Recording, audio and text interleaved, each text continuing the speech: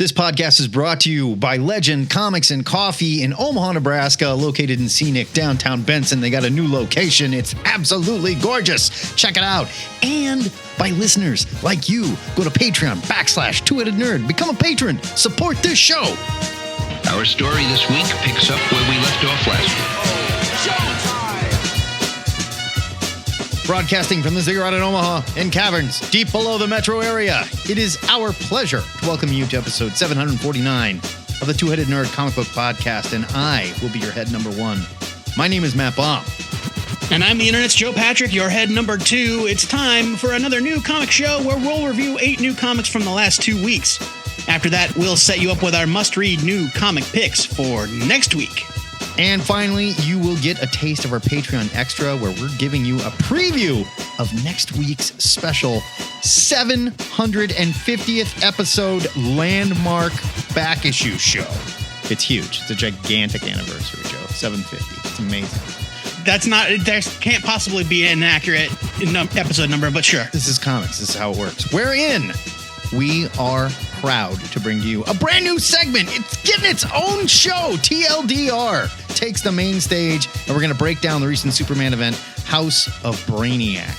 But now, get ready for more X titles. Jason Aaron's TMNT, the return of EC Comics, and Flash Gordon approaching on a Hawkman rocket cycle. Because it's review time in the Ziggurat.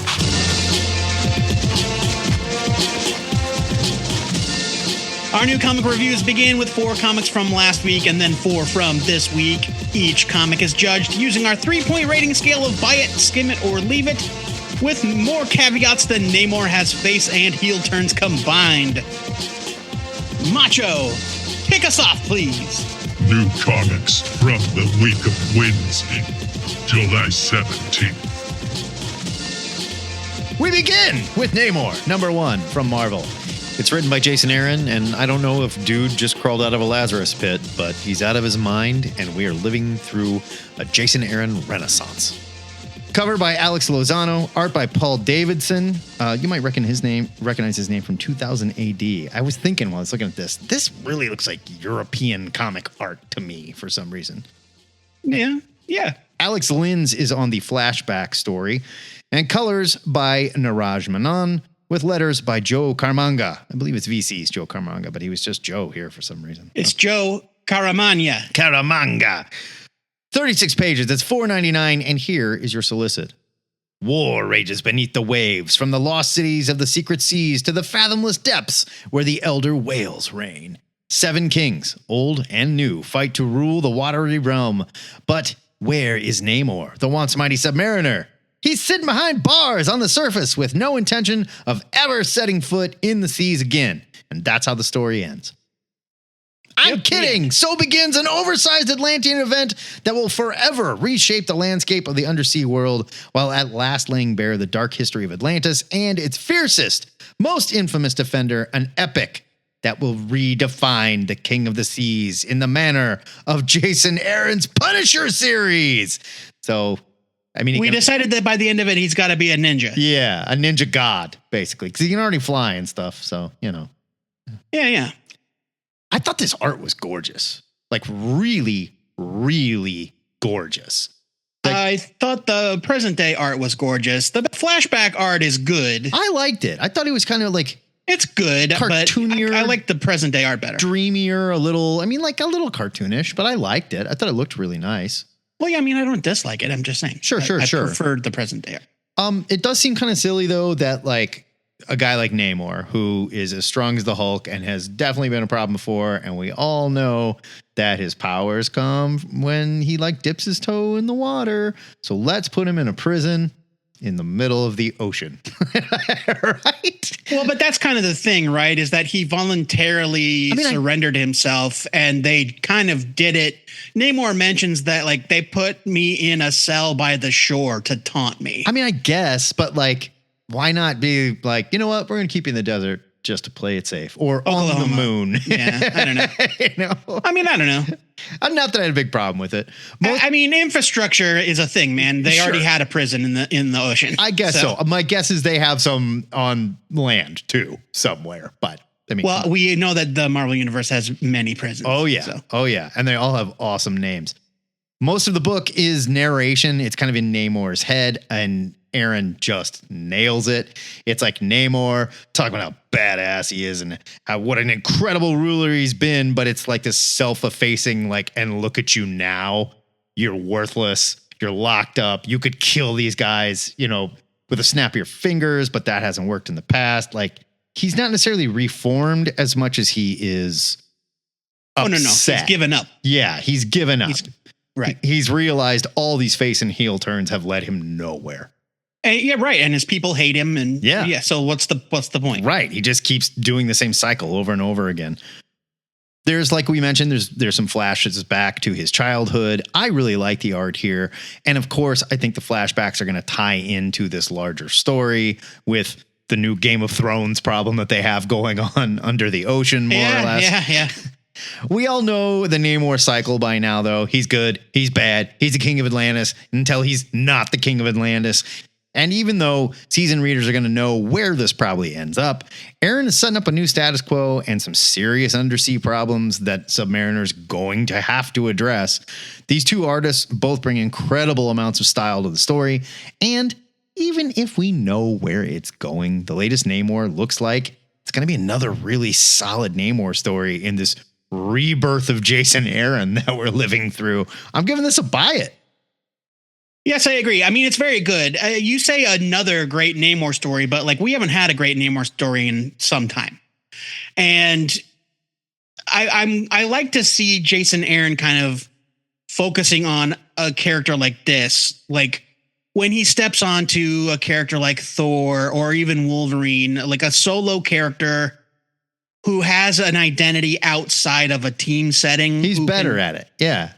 He like think of the epic run of Thor that he had with Thor Odinson and without, and his Wolverine is pretty decent.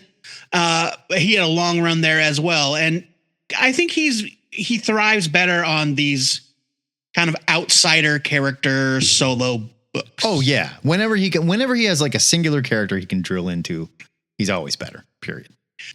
Now, you seem pretty certain that we all know where this is going to end up, and I'm kind of rooting for Jason Aaron to defy expectations. Like, Namor knows being the ruler of Atlantis is not good for him or anyone. Yeah, and that could be. And maybe I'm not giving him enough credit. Maybe I'm just so used to... And once again, Namor is the king. Well, we'll see. Everything old is new again, and all that. But maybe that's true. Maybe that will happen. Maybe he's going to but maybe it won't. Maybe he's going to put Parliament into play and be like, we're all going to yell at each other from across the aisles like the UK. It happened in DC. It happened at DC with Aquaman. They're like, oh no, I'm thinking of Black Panther. It happened in Wakanda. Where Black Panther went to space for a year, and when he came back, they were like, "We brought democracy to Wakanda." Yeah, sure. He was like, "This royalty crap's not working." So maybe it's going to go in a different direction, and I welcome that. I think that he did on his Avengers run. I think he did do a good job creating several pretty fun Atlantean adjacent villains like this crab man and this walking nightmare, this undersea beholder that's in this book. This is a buy it. The art's very good. Paul Davison especially I think is really, really great. Man. And I don't like to stereotype, but you're right. When you look at it, you're like, oh, 2000 AD. Yep.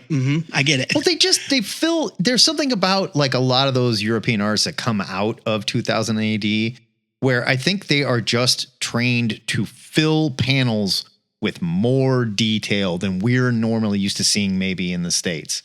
It's not just the detail. It's also the kind of the posing of characters and the point of view.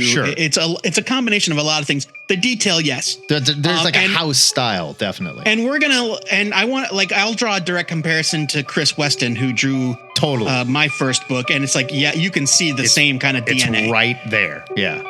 But yeah, this book looks great. The story's great. I'm excited for Namor again for the first time in a while.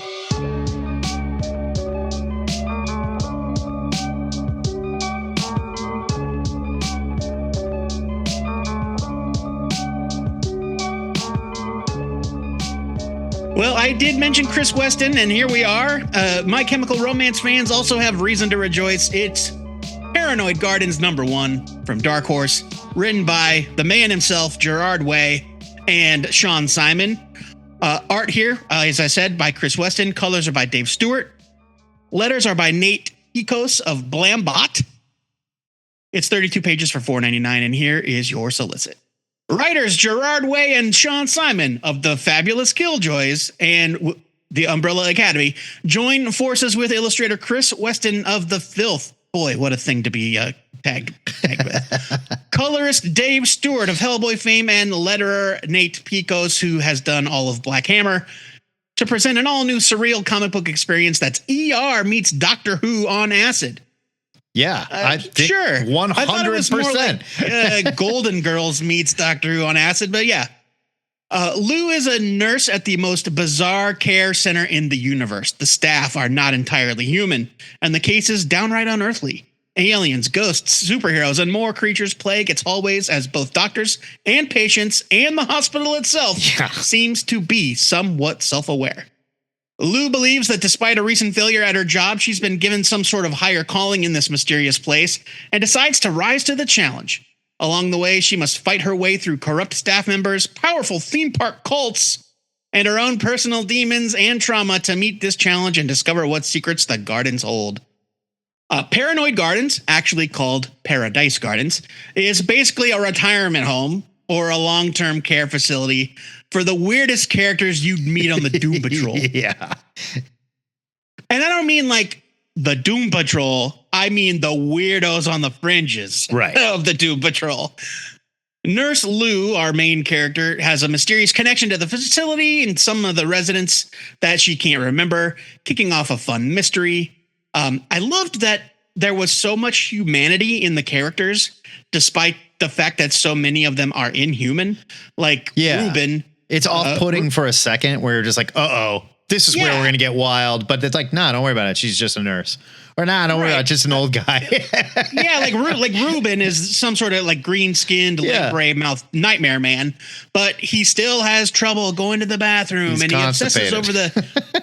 he obsesses over the Captain Caveman towel his granddaughter gave him. It all seems oddly normal despite itself. That is, of course, until a crazed Superman nearly burns the place down with his heat vision. And we see who seems to be our antagonist taking orders from a broadcast of a Mickey Mouse-esque cartoon monkey. Yeah, maybe. Chris Weston's art, gloriously bizarre. It almost upsetting in its level of detail. It's like what we were just talking about, where there's this European style to it that's just different. It's just like more fleshed out and bigger, I guess. Right, but in this case, it actually is more fleshy, which is gross. Right. Not as flashy, but like a little more fleshy. Yeah, meaty, maybe. Whether it's the unholy visage of a ventriloquist dummy, the head nurse's many rows of teeth, or a building's literal guts, everything he puts on the page is just weird, but in a good way. In the best way. The best way. Dave Stewart, once again, he's out here proving that he's the best in the biz.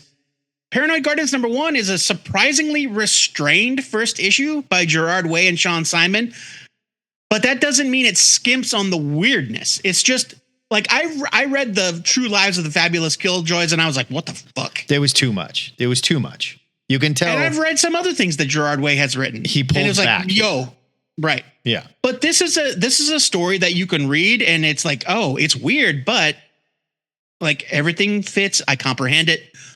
It's a fun concept. It's brought to life by Weston and Stewart's amazing art. I liked this very much. I'm giving it a buy.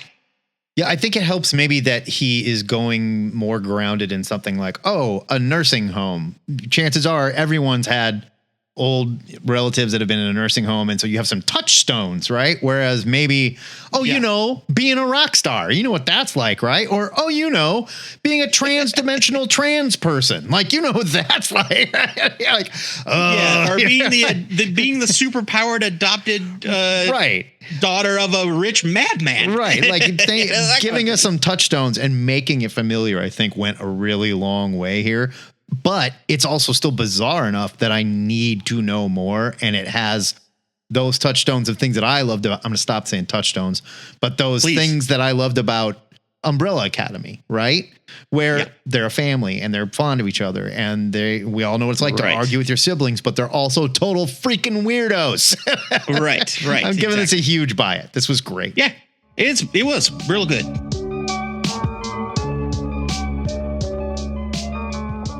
Once again, 90s nostalgia is back on the menu, whether you're hungry or not, with Witchblade #1. much like meat for the orcs. Yes, for 90s 2024. nostalgia is back on the menu.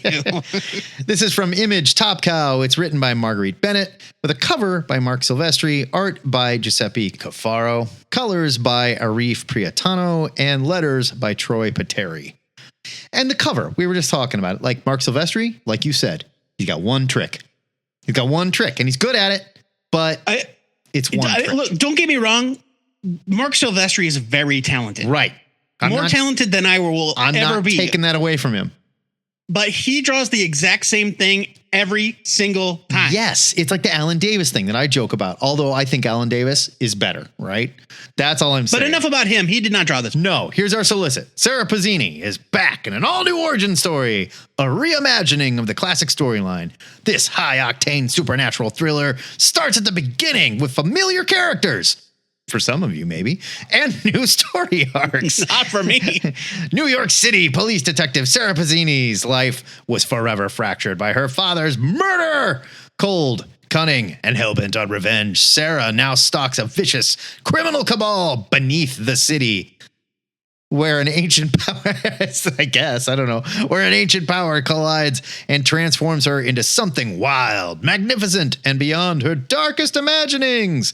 From co-creator Mark Silvestri, The Darkness, Cyberforce, Batman and the Joker, The Deadly Duo, and writer Marguerite Bennett, who worked on Animosity, Batwoman, DC Bombshells, and artist Giuseppe Cafaro from Suicide Squad, Power Rangers, and Red Sonja. This is loaded. Look at this. Comes a bold new era of Witchblade. Not a bad opening here. They do a thing where Sarah's sitting there and, you know, in 1 hour, I'm going to die. Like, ooh, Hey, you got real me. quick. I looked through the book again because I read it over the weekend after we got the preview copies from Image, and it left zero impression.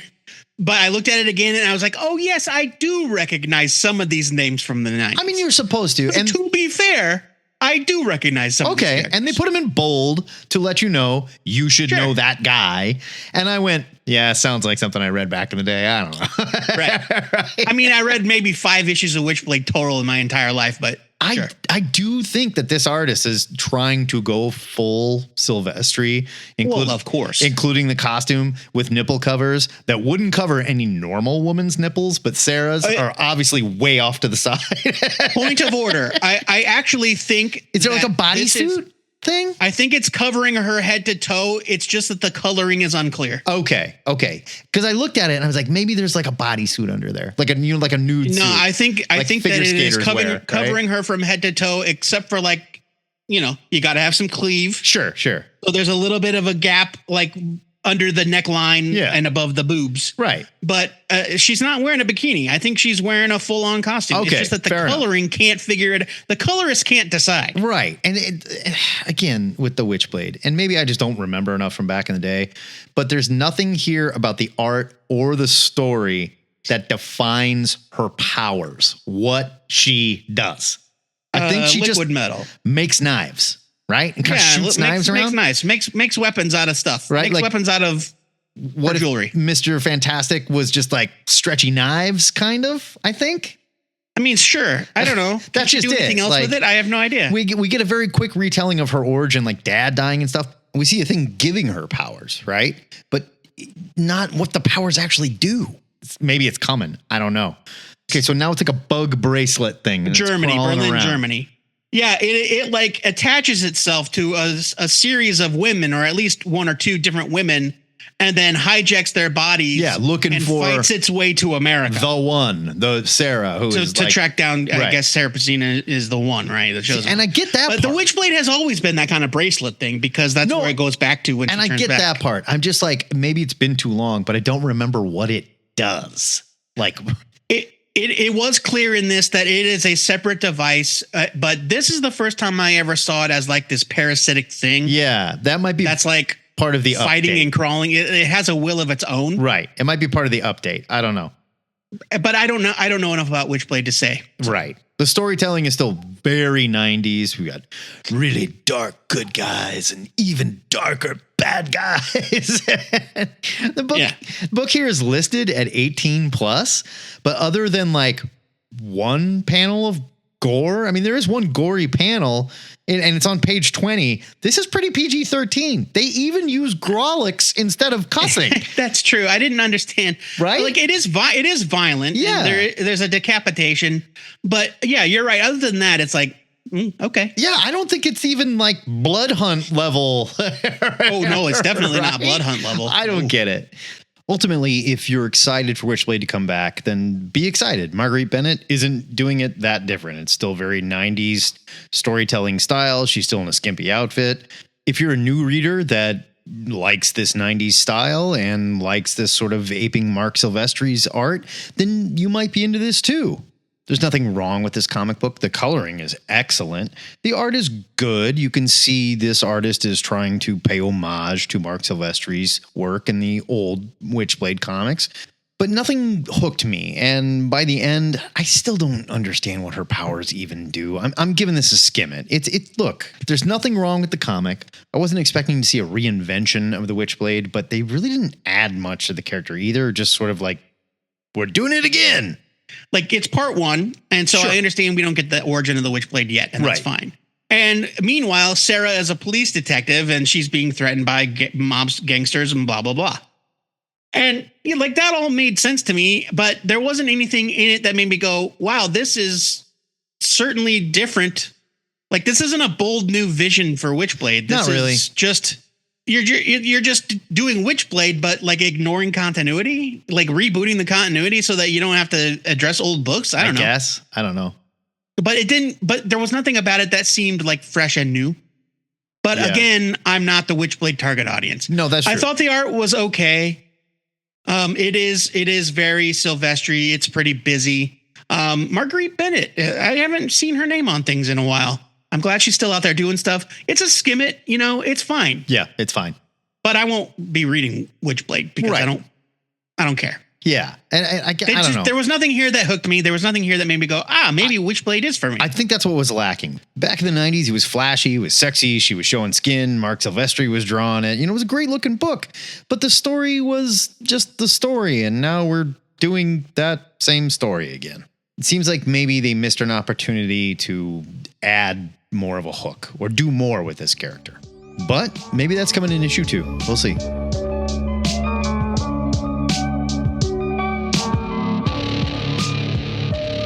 Well, we're talking about characters that a lot of us don't really care about. Let's roll right into Phoenix number 1. Hey, I like Jean. I just don't care about the Phoenix. I know, but you don't like the Phoenix. I don't You're care about the on Phoenix. record as saying I like you don't give a Jean. shit about the Phoenix. I don't give a shit about the Phoenix. That's fine. This is from Marvel. It's written by Stephanie Phillips with art by Alessandro Miracolo. Colors are by David Curiel. Letters are by VC's Corey Pettit. 40 pages for $4.99. Here's your solicit. Life, fire, power, responsibility. No, possibility. Phoenix! Possibility, not responsibility. I said possibility. You didn't. Then you said responsibility. Possibility. She is Jean Grey. She is Phoenix. She saves the world. She brings death. One woman alone in space who not only must do what no one else can, she yearns to. A desperate SOS from Nova brings the Phoenix to the edge of a black hole where hundreds of lives hang in the balance, and whatever Jean does or fails to do will bring darkness to the universe and haunt her in ways she can scarcely imagine. An alien woman named Adani, who encountered the Phoenix as a young girl, narrates this issue as we see Jean kind of using the Phoenix Force as a restorative power for good. Well, I mean, it's a power to do anything she wants, apparently. Like, oh, I got a problem with But that she's sun? using it for good. Let me fix that like, sun. You she's- got a problem with that black hole? Let me fix that black hole. Yeah, those are good things, man. I'm not saying they're not good things. I'm just saying it's pretty powerful. Yes, it's powerful. Yeah. It almost reads like Jean is trying to make up for all the harm the Phoenix caused in the past, both before and after she became bonded to it. Yeah, I'll buy that. Writer Stephanie Phillips doesn't make the villains Jean faces in this issue the crux of the story. We get a blink and you'll miss it return of Morg, the worst of all Galactus heralds. She's too powerful for any of them to matter. I think that's my problem. Like that's almost too powerful. But I think that's kind of my problem. Like when you have a character with this much power, like a black hole's collapsing, like, hold on. No, it's not. Like I start to go, all right. I mean, unless that is the crux of the story is you're too powerful, which I think is where it's the going. Superman problem as well. It's like, what do you do to make a story about a man who can do anything? Right. Compelling, but even that's Superman, that you make the story not about him punching things. Superman's not necessarily this powerful, though. This is like space. It's not about the level God. of power. It's about the fact that Superman is also too powerful. Sure, it's not about him hitting things. Gotcha. And this book isn't really about Jean closing black holes or whatever. I hope it's not just that. Yes, that's where I'm right. And I don't think it is. And I think this issue shows that it isn't going to be just that. This issue does foreshadow a confrontation with a deep cut villain that gave Thor a run for his money back in the 90s. Still wearing his funny outfit too. I love it. Well, he puts on his funny outfit later, but he was in prison. He's wearing his prison jumpsuit. I didn't know who it was until he put the outfit on. I was like, who? And then he put the outfit on. And I went, oh, that guy. Right. Yeah, exactly. I think her new role as a cosmic first responder is interesting. And because she's got such vast abilities, even though she is many billions of miles away from Earth, she's never more than a thought away. The issue ends with a QR code that I ignored at first, but then I looked at it today, and it leads to a one-page bonus scene that teases what's to come and offers a clue about how Jean and the now grown Adonis relationship will take shape. It's definitely worth checking out. If you've picked up the Phoenix, just scan that thing and go look at that. I don't have a ton to say about the art by Alessandro Miracolo. It's good. Dynamic. It's good. Fun to look at. The colors. The colors are incredible. This book, David Curiel's colors are warm. They're vibrant. Jesus. Miracolo draws the heck out of a cosmic conflagration. I didn't notice any real issues except for a couple of stiff poses and a couple of goofy facial expressions here and there. Your interest in Phoenix #1 is going to depend on how much you care about Jean Grey, very much like your interest in Witchblade #1. Does this issue do a good enough job convincing you that you should care? I think so. Witchblade didn't, but I thought this one did. But sure. I did already care about Jean a little at least. Yeah. But whether you love Jean and the Phoenix or hate them, a good comic is a good comic. And I thought this was a good comic. I'm giving it a buy it. Yeah, I thought this was good too. And I'm going to give it a buy it because it's a fun setup. Not fun to see Nova. Fun to see that like she is at this level in space that she has not been before. And of course, she's got a bad reputation. Right. It's like we were talking about like Deathlock in the Deathlock thing we just did. Sure. Everyone thinks like, oh, you're a Deathlock. Oh, you're a bad guy. Well, you think Phoenix. You're like, oh, you're Phoenix.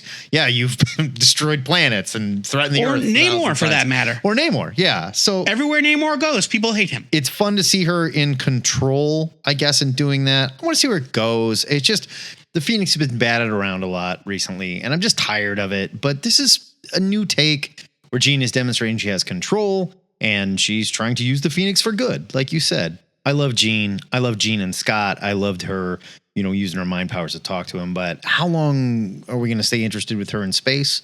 We shall see. She's going to have to come home eventually. And I kind of hope she comes home without the Phoenix power. So far, giving it a buy. New comics for the week of Wednesday, July 24th. Moving on to this week with Epitaphs from the Abyss #1. This is the rebirth of EC Comics at Oni.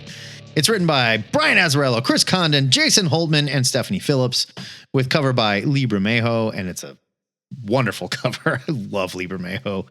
Art by Jorge Fornes, Peter Krause, Phil Hester, and Vlad Legostave. It's $4.99. I believe it's 36 pages. Here's your solicit. From the publisher that drove Tales from the Crypt, Vault of Horror, and Haunt of Fear, and many more into the depraved hearts of an unsuspecting world, the immortal EC Comics returns on July 24th with its first blood and bloody new series in nearly 70 years. Bold and bloody, pardon me, in nearly 70 years.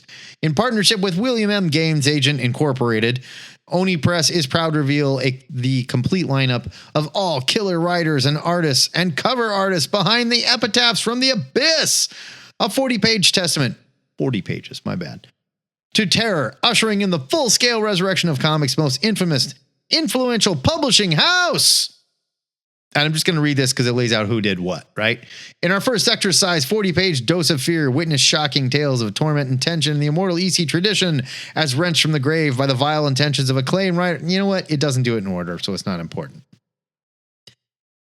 So, all the EC comics back in the day were kind of famous for their art and a clever story with a twist, right? That was the whole idea. Short story. Yeah, like ironic horror. Right. Ironic horror. Really good art, though. That's how they got you.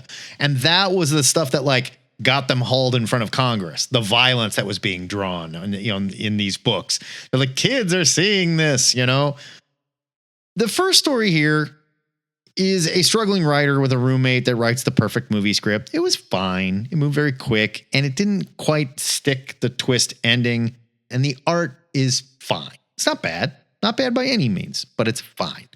Second is an updated political horror story about the sinister secret behind why politicians vote against their beliefs. Again, clever, but very quick, and the art is fine. The third story is wickedly clever and launches right into the action with a family tied to chairs by invaders, and the father has to kill one of them before a timer runs out and they all die. And of course, there's a really good twist in the end of this one. Great art by Phil Hester on this one. This was the one story that said to me, hell yeah, EC Comics, I can see that. I love the twist. Great art. I'm into it. The fourth story is either making a pro or anti-vaccine statement. This was the Brian Azzarello one, but it moves too quick for the reader to know, and then it ends with a really weird joke, right? I think I was looking for more grit here. You put Lee Bermejo on the cover with two mutants with a chainsaw and people hiding under the bed. That's as EC. That's as gritty horror. And I like these artists, but I just didn't feel a lot of the gritty horror that I was looking for. And I'm not saying like, I don't need no politics in my comics, but maybe pull back from that a little bit and go a little more pure horror. I'm giving this a skim it because like I said, it was fine, but it doesn't feel like this legendary return of EC Comics horror that I was hoping for.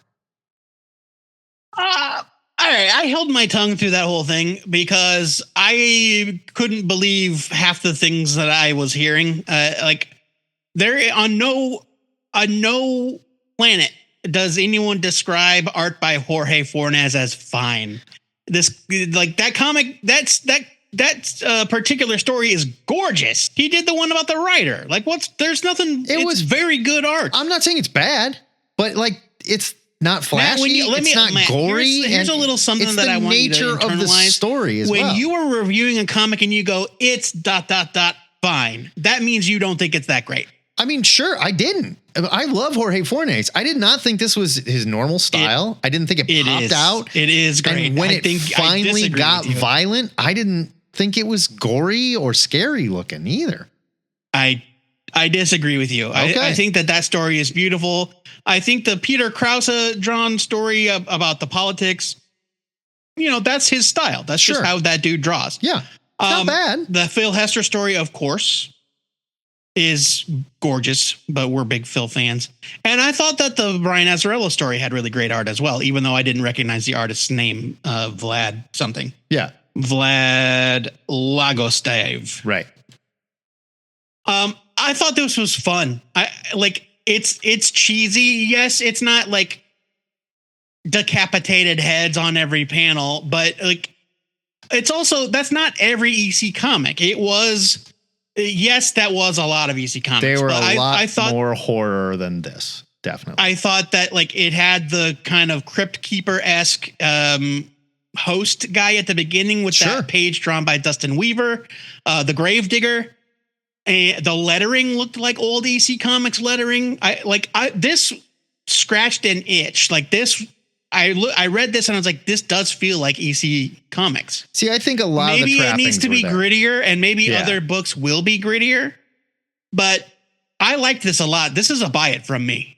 I think I just expected a little more of the grindhouse theater, and this delivered some of it, but not quite enough for me.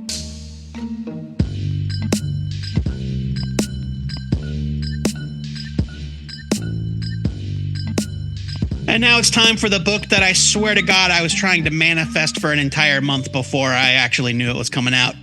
It's Teenage Mutant Ninja Turtles #1 from IDW. It's written by Jason Aaron, with art by Joel Jones, colors by Rhonda Pattison, letters by Sean Lee, with a cover by Raphael Albuquerque.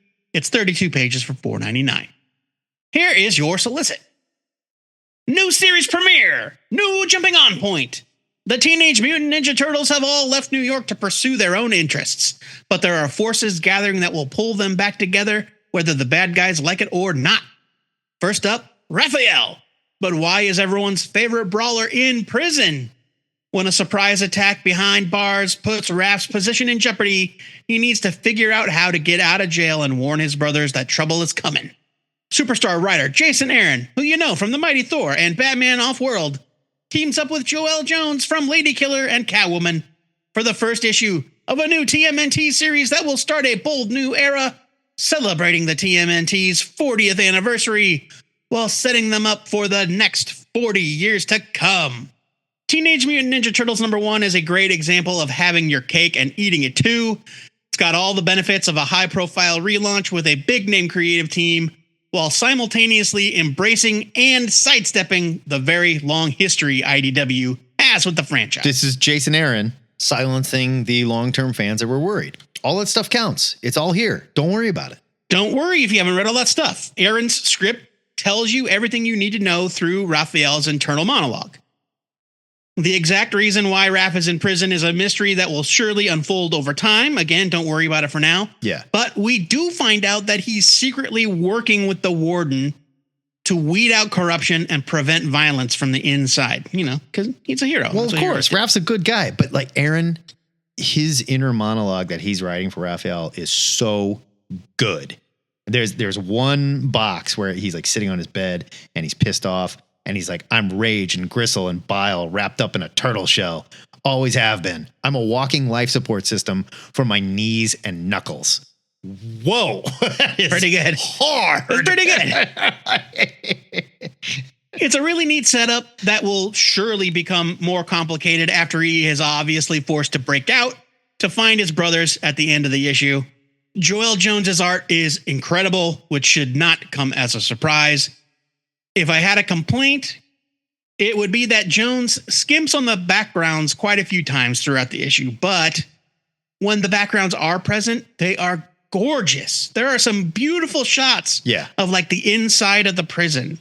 But then, in the action scenes, she'll just kind of like drop the backgrounds out. I think she's trying to bring the action forward and be like, this Perhaps. is happening And very fast. The colors by Rhonda Pattison, they do a great job of conveying the grittiness of prison life, and they make up for the occasional lack of backgrounds. Yeah. One question about turtle morphology here, perhaps. He's wearing a jumpsuit because he's in prison, and the shell is over the jumpsuit. Did he take his shell off, put the jumpsuit on, and then put the shell back on? Is there a hole in the jumpsuit where like the shell sticks to his back? Like, I got some questions there. I don't know. Like, it looks cool. Don't get me wrong. But I don't know. I guess I don't really understand how turtle bodies work. Like, he wears his belt. His sash is around the outside of it. Yeah, it's on the outside of it. I don't know. Lay it on us, I guess, if you know more about turtle anatomy. Joel Jones, lay it on us. What were you thinking here? Or you're just like, looks cool. Shut up, nerds. I mean, look, and if that's the answer, then fine. Yeah, honestly, I'm fine with it. I'm fine with it. It's just a question. But now that you pointed out, I can't stop thinking about it. I know.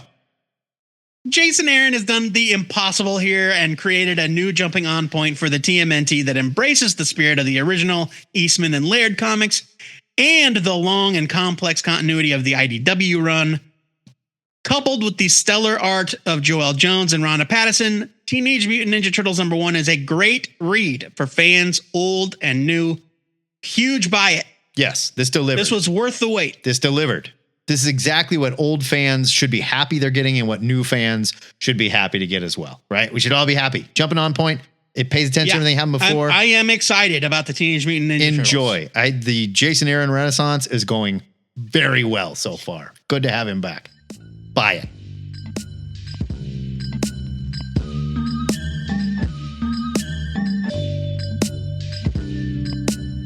When I was young, I had working parents, and I watched a lot of HBO. And let me tell you, the Flash Gordon movie was on heavy rotation. So when I heard there was a new Flash Gordon comic book coming out, I had no choice but to review it.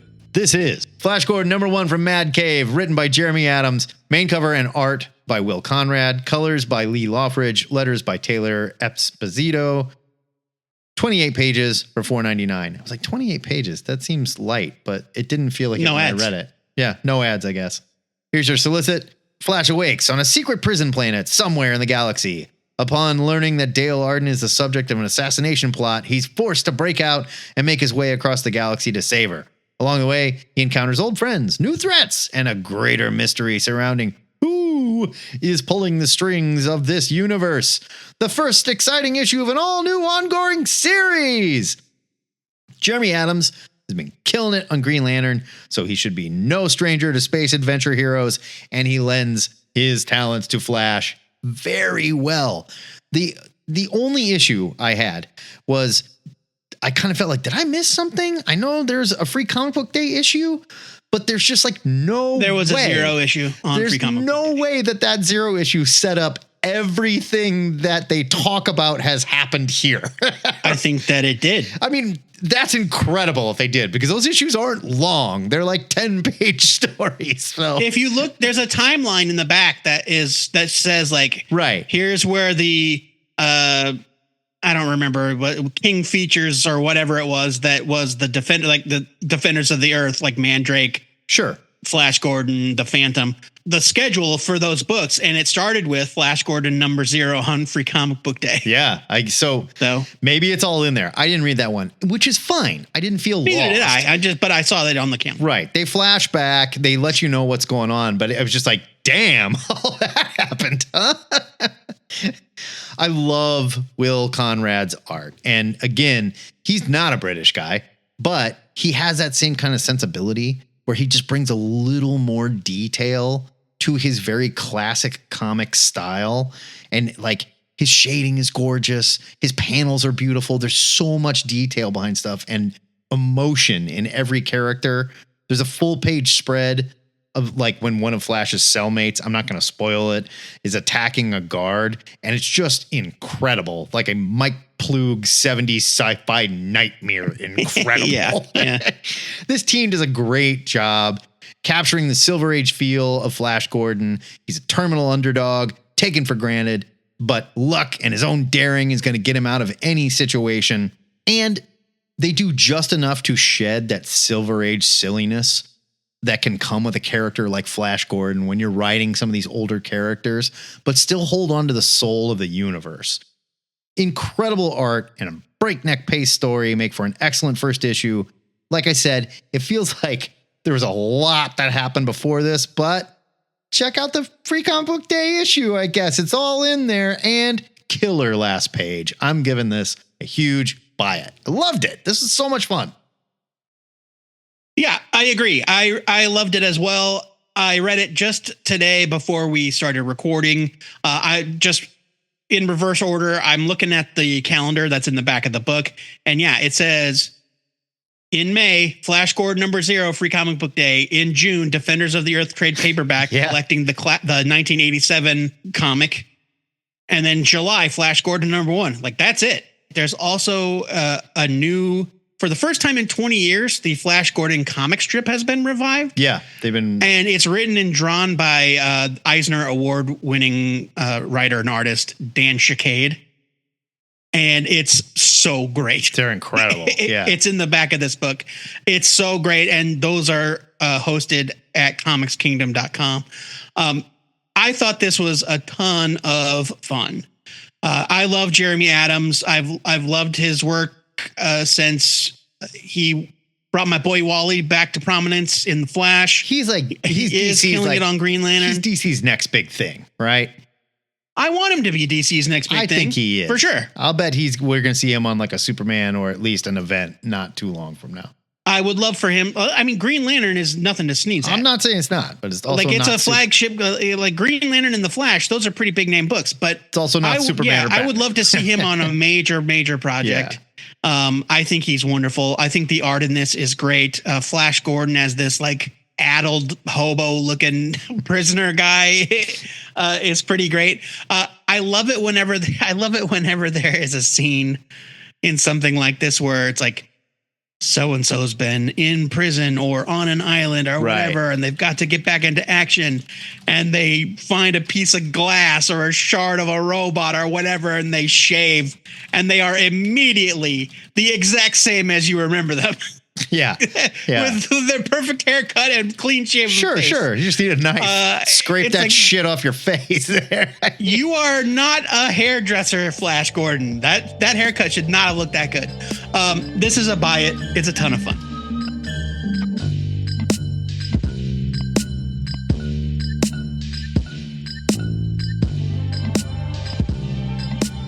My final review of this week goes to NYX #1. This is from Marvel Comics. It's written by Colin Kelly and Jackson Lansing.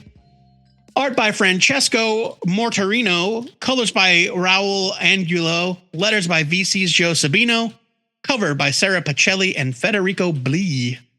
It's 40 pages for $4.99. Here's your solicit. This is NYX. This isn't a book about X-Men. This is a book about mutants living past the end of their world and into a new beginning. This is Ms. Marvel embracing her mutant life in the neon streets of the Lower East Side.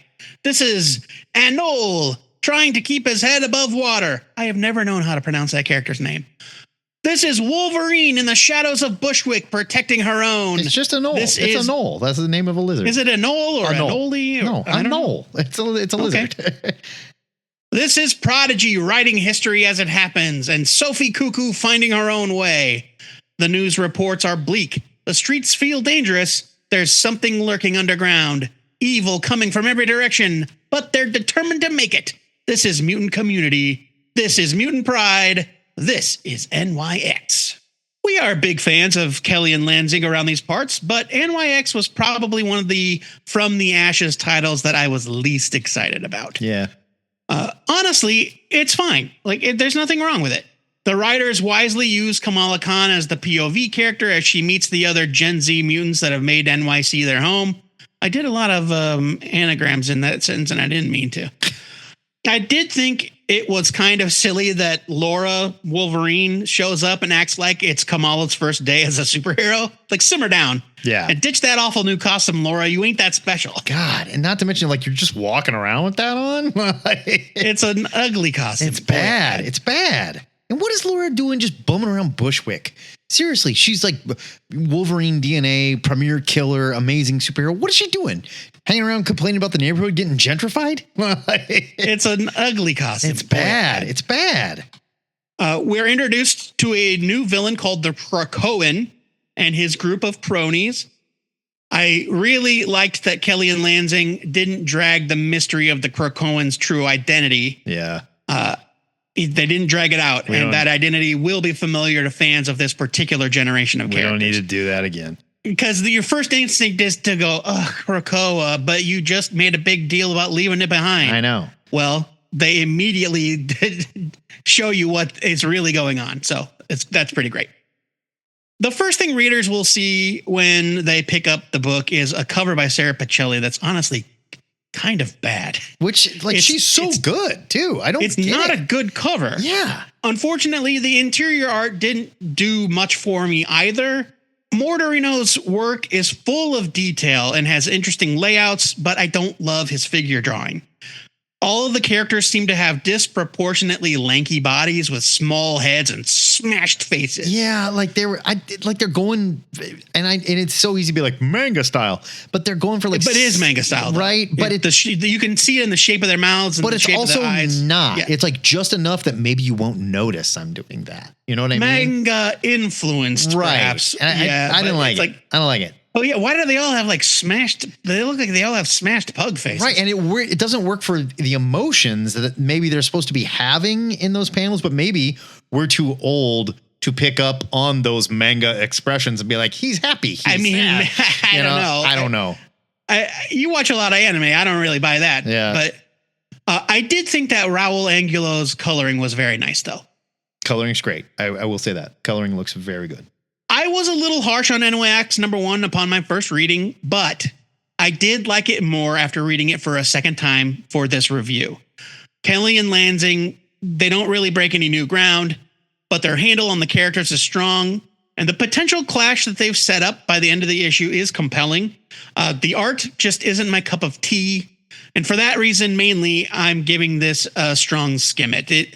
It's a fine comic. The art's not for me. See, I agree on the art, but I kind of disagree on the setup and like the comic itself. It's just like kind of felt to me like there's some X-Men wandering around New York. Wolverine's here wandering around New York, being a hero in New York. That's I guess. kind of what NYX was. It's like I understand they're out there living their lives. I get that. We are launching a new direction of the X-Men with new directions for these characters, and these are just some kind of people bumming around New York, and I don't find it that interesting. And I think the costumes were bad. The art is fine at best. I don't know that I care about one Stepford Cuckoo who's mad at her college professor, who we also know is Prodigy or whatever. There wasn't enough here to hook me. And I don't think the potential clash is that compelling yet. Maybe it will be. I'm giving this a skim it at best. This is still the book that I'm least excited about in this X relaunch.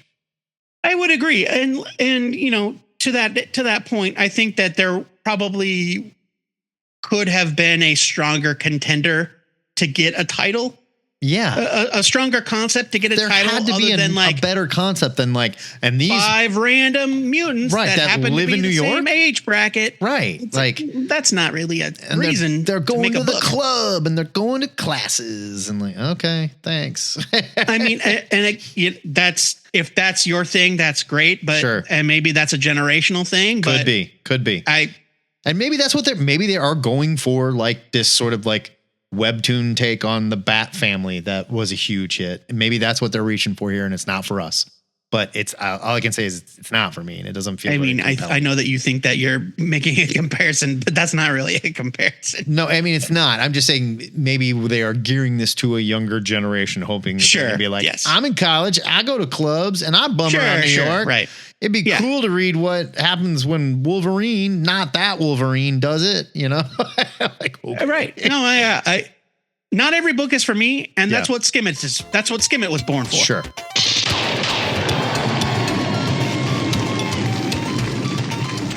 There are links in our show notes for more details on these comics if you want to know more, but more importantly, we want to hear what you thought of them on our Discord and in this weekend's Gang Hang too. But now it's time to pick the one comic from this week's pile that spoke to us on a generational level. Okay, Boomer, which comic book did you like? Geriatric asses where we were. Matt Baum, you got to pick one to add to the THN Permanent Collection. What's it going to be? I think I'm going to go with Teenage Mutant Ninja Turtles because it lived up to all the hype and it had a lot of hype to live up to. I really like Flash Gordon, but it was just a good Flash Gordon story and it was really well drawn. Teenage Mutant Ninja Turtles needed to do a thing. It did that thing. I agree. And it was great. It's TMNT. Seconded. Absolutely.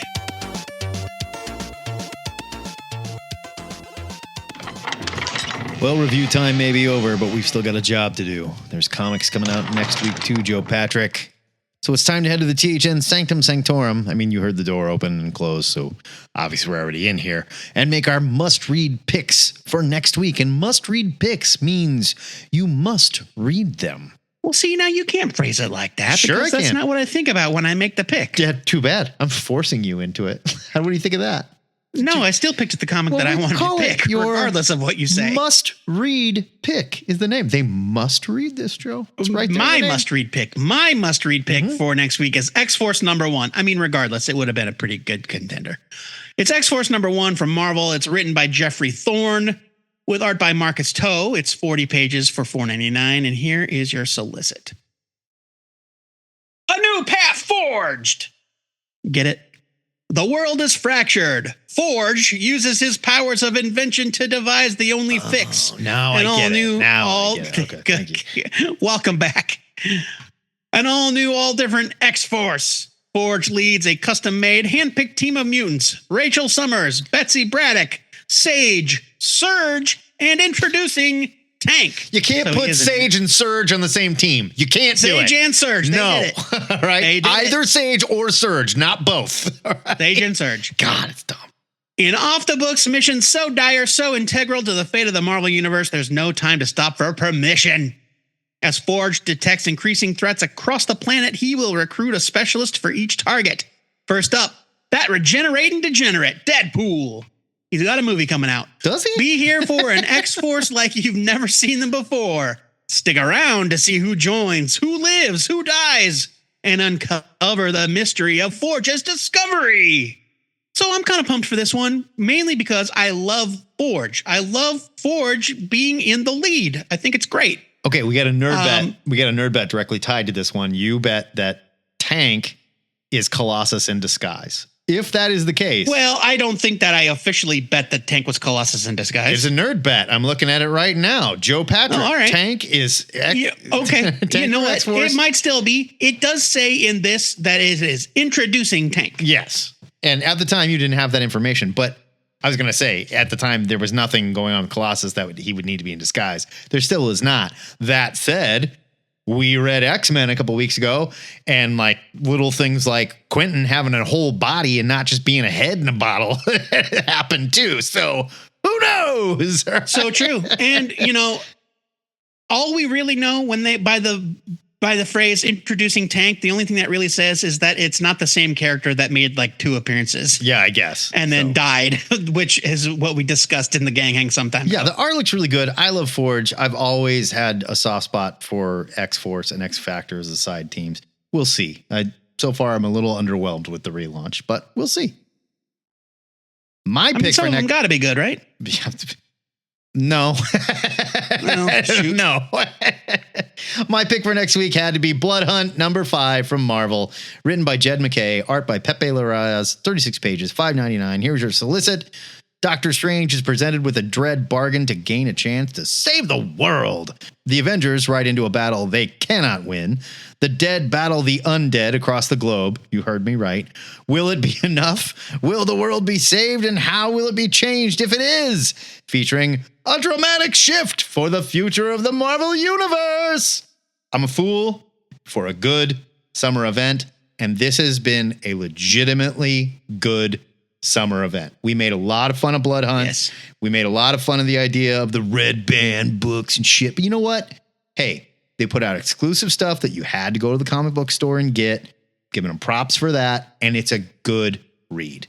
Marvel did really well here. Congratulations, Jed MacKay. I have a feeling they're going to land this. They're going to land this. Well, I mean, we'll see, right? It's not over. Yeah, I mean, they could take a shit. I don't know. But I kind of doubt it. I think I know where it's going. And I think it's fun. And all I want to do in these events is have fun. And if it's going, and we know it's going to push things forward, then push it forward in an interesting way. That's all I ask. And I think they're doing it. Well done. Thank you, Marvel. I agree. I've loved it.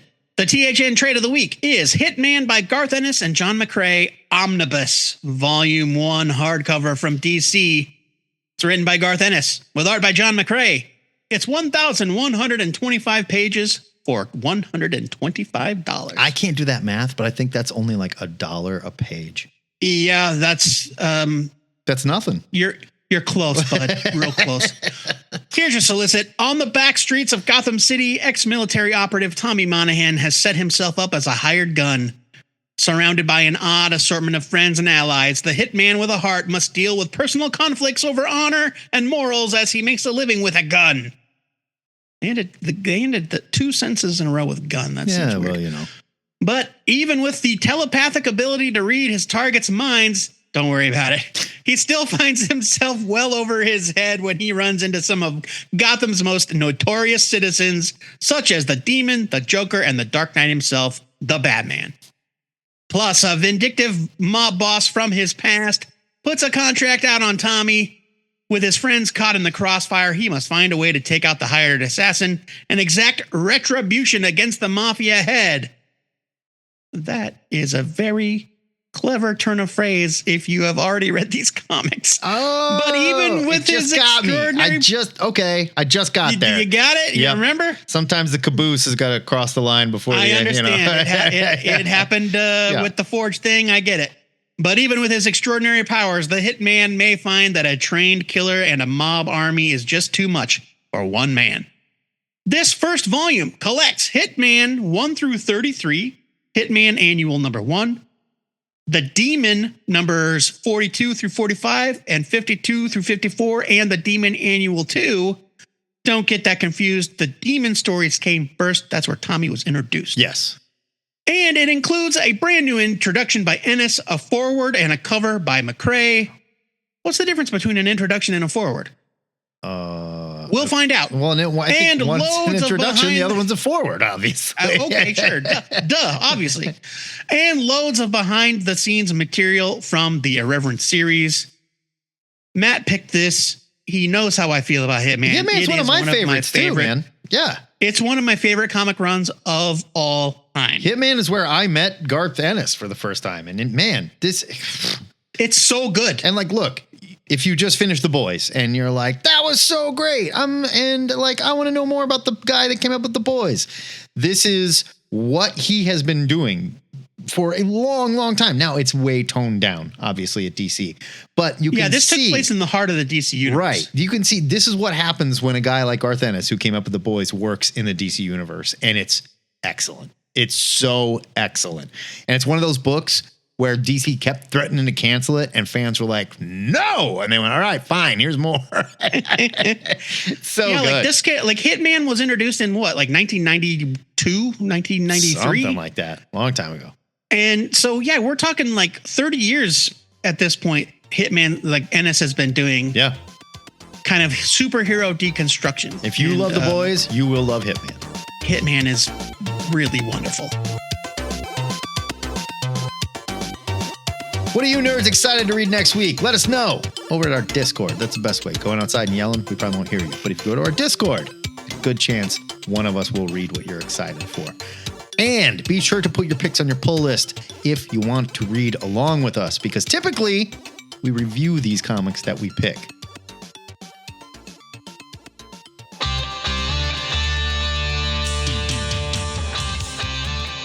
Before we drop this episode in the 50% off quarter bin, Matt, it's not a 50% off quarter bin. Yeah. It can't be both. It's 12.5 cents for these comics. Yes. Okay, fair. It's time for a sneak peek at our Patreon Extra. It is also a sneak peek of next week's episode. You can get access to the full shebang and other exclusive content on our Patreon when you become a patron and support THN for as little as $1 per month.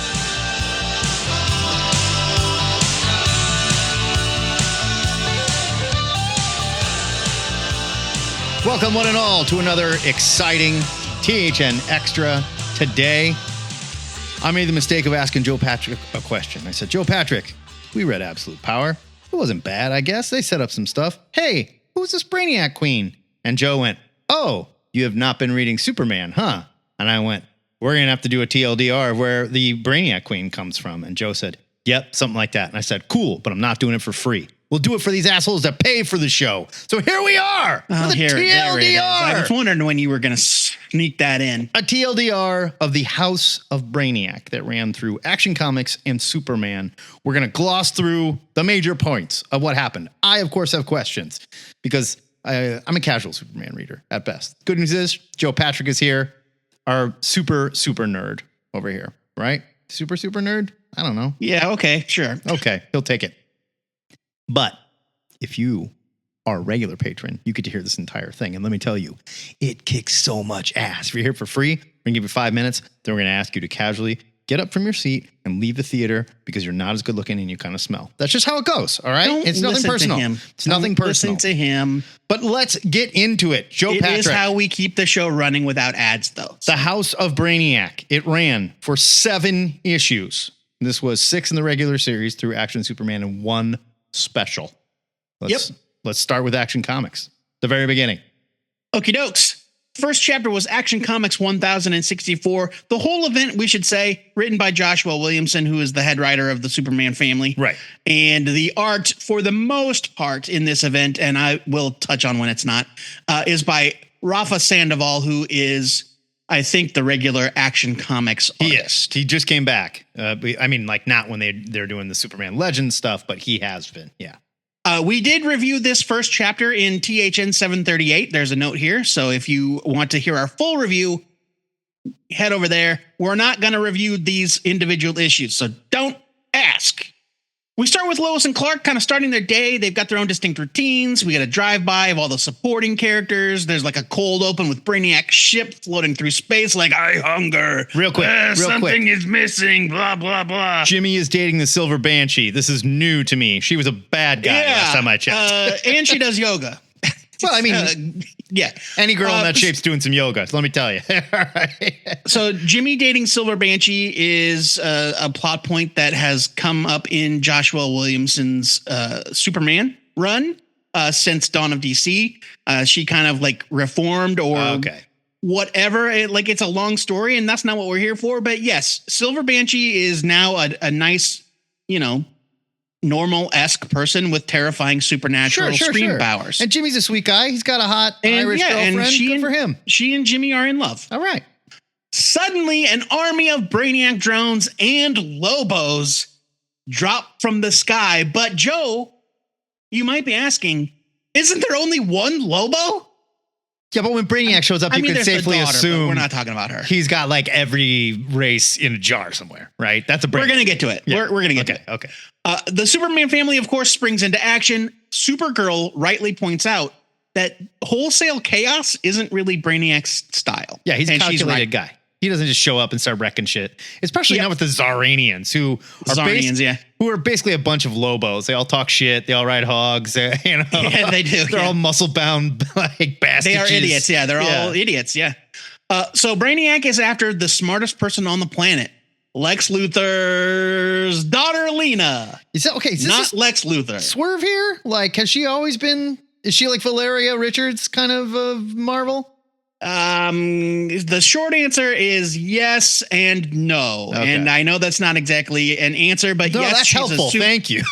I mean, not in the sense that like when Lena was 2, right?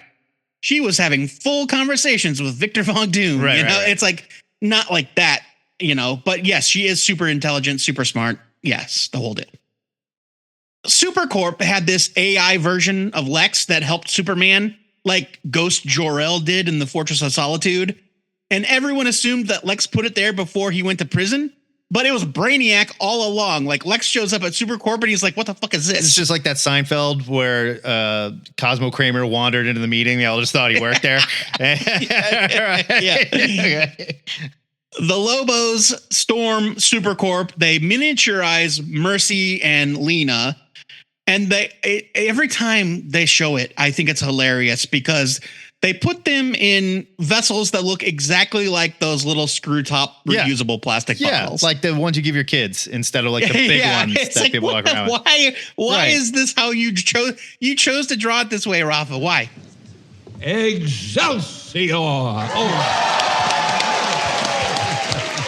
That is it for THN 749. If you dig our new comic reviews, you can check out our YouTube channel where you can subscribe to each of our shows separately. We got other shows. We got a back issue show and we've got a gang hang. You can also listen to them all as podcasts on YouTube Music or, just download our regular feed anywhere that quality free podcasts are distributed. Next week, the Cosmic Long Box returns and it's unveiling yet another new show theme, TLDR, where we break down an event or storyline and If you were just paying attention, then you heard a preview. Patrons, you get an early taste of what we're doing next week, and we'd love some feedback. Of course, you get the full show next week. You're just going to have to wait. That's how it works. But if you need more THN before that, join us for the THN Gang Hang Saturdays at 11 o'clock Central. Check out our Discord for more details on how to get your butt in there. Joe Patrick, tell them what else their butts can do on our Discord. You can get pumped for next week's return of You're the Hunter from the Future, who may have been played by a Beach Boy cousin in the movie. Don't fact check that. I just think maybe. Yeah.